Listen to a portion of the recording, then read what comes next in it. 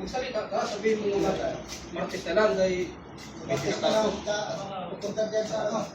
Ang gastar kasi may tinatapos pa. may tinatapos kasi mo. Ito si Boso. Wala dyan ha.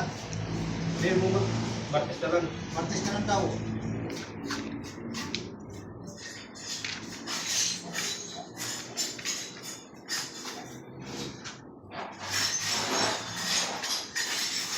Martes na lang daw.